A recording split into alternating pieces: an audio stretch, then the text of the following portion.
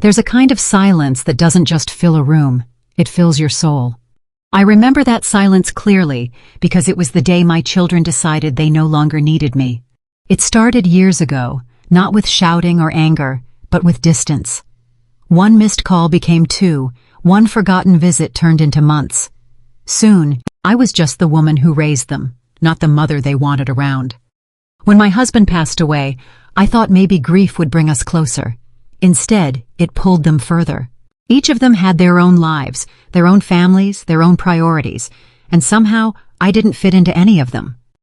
The hardest part wasn't being alone, it was realizing they didn't even notice I was gone. One Christmas, I mailed them cards, simple ones, with handwritten notes and love.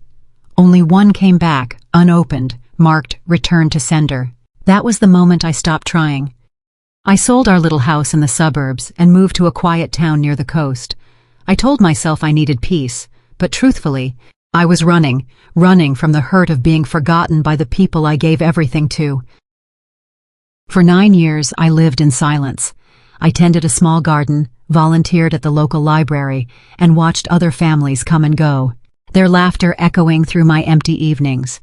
I pretended it didn't bother me, but every Mother's Day, the ache in my heart reminded me otherwise. Then one day, a letter arrived. Not an email, not a call, a real letter, handwritten, with a name I hadn't seen in almost a decade. It was from Emily, my granddaughter. "Grandma," it said, "I found some old pictures of you. Mom never talks about you, but I'd like to meet you someday. I'm turning 16 soon. I wish you could come." I read that line over and over until the ink blurred beneath my tears. After 9 long years of silence, someone in that family still remembered me. I didn't hesitate. I packed my bags, folded the letter carefully into my purse, and whispered to myself, "It's time."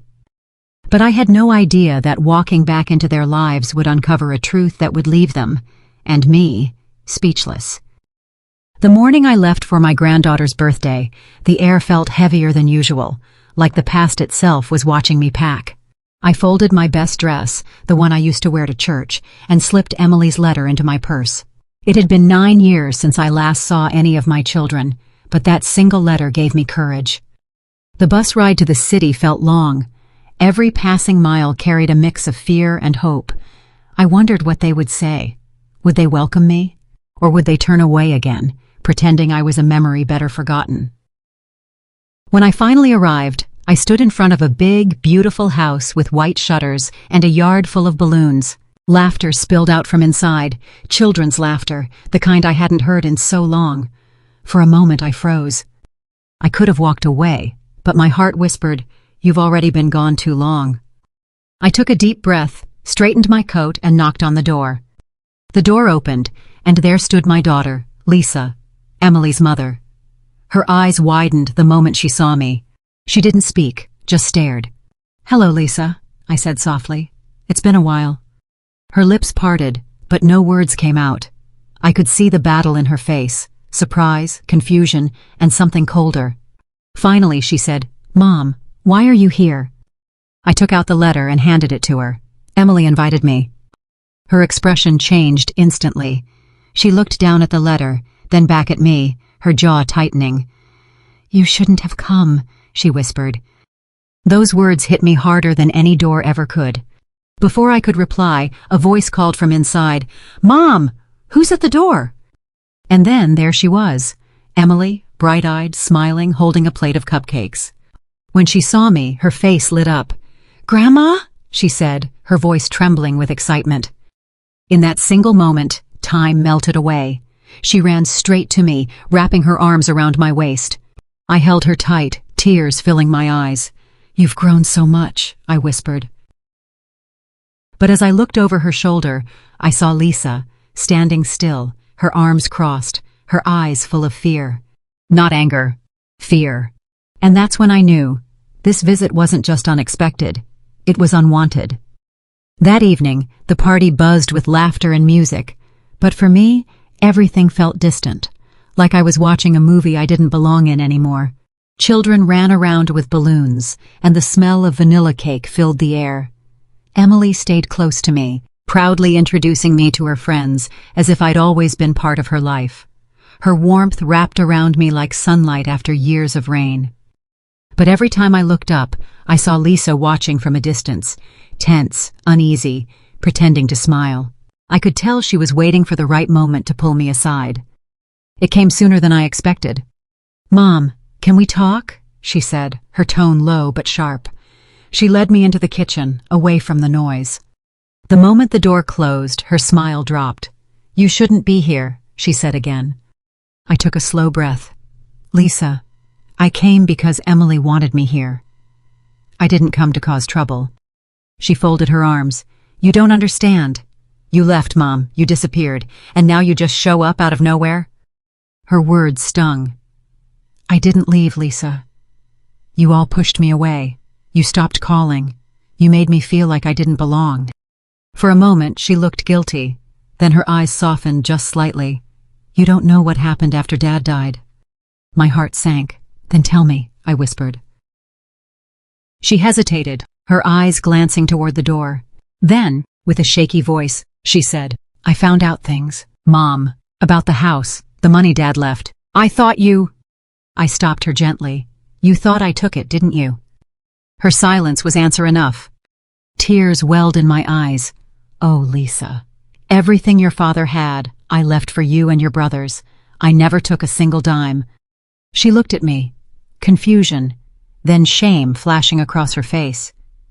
"Clara told us you sold the house and moved away with the money." I believed her. Clara, my older daughter-in-law, the one who'd always been jealous of how close I was to Lisa. I felt my heart break all over again, not just from the lie, but from realizing how easily my own children had believed it. I reached for her hand. "Lisa, I never wanted to leave. I just wanted peace. But I never stopped loving you." Before she could answer, Emily burst into the kitchen. "Grandma, come quick, you have to see this." Her voice was bright, innocent, unaware of the storm that had just begun to settle. The next morning, sunlight streamed through the curtains, warm and golden, as if nothing painful had ever happened in that house. But my heart still carried the weight of everything Lisa had said the night before. The lies, the years of silence, the pain of being misunderstood. I thought maybe it was time for me to leave quietly, before more old wounds reopened. I folded my things, set Emily's drawing on the table, and reached for my purse. But before I could take another step, I heard a small voice behind me. "Grandma, are you going already?" I turned around. There was Emily, hair messy from sleep, still wearing her party pajamas. I smiled softly. "I think it's time, sweetheart. I've been gone for so long, maybe it's better this way." She frowned, shaking her head. "No, you just got here. Mom said you might stay for breakfast." Before I could reply, Lisa appeared in the doorway. Her eyes looked different this time, tired, but not cold. She walked over slowly, holding a small envelope in her hand. "Mom," she said quietly, "you don't have to leave yet." I hesitated. "Lisa, I didn't come to cause trouble. I only wanted to see Emily." She nodded, her voice trembling. "I know. And I'm sorry for everything, for believing lies, for not calling, for letting years go by without asking for your side." Tears filled her eyes, and for the first time in nearly a decade, I saw my daughter, not the grown woman who built walls, but the little girl who used to hold my hand in the grocery store. She handed me the envelope. Inside was a faded family photo. Me, her brothers, and their father. The same one I used to keep on the wall in our old house. "I found this last night," she said softly. "Emily saw it and said, 'Why don't we ever have pictures of Grandma?' And I realized I didn't have a good answer." My hands trembled as I held that photo. "Lisa," I whispered, "I never wanted you to remember me through anger, a love." She nodded, tears streaming freely now. "Then let's start again. Stay for breakfast, Mom, please." Behind her, Emily smiled, wrapping her little arms around both of us. For the first time in 9 long years, the silence that once separated us was gone, replaced by laughter, forgiveness, and something I thought I'd lost forever, family. As I looked at them, my daughter and granddaughter, I realized something powerful. Sometimes, life brings us full circle not to remind us of what we lost, but to show us what's still worth fighting for. And in that moment, surrounded by love and second chances, I knew I was finally home.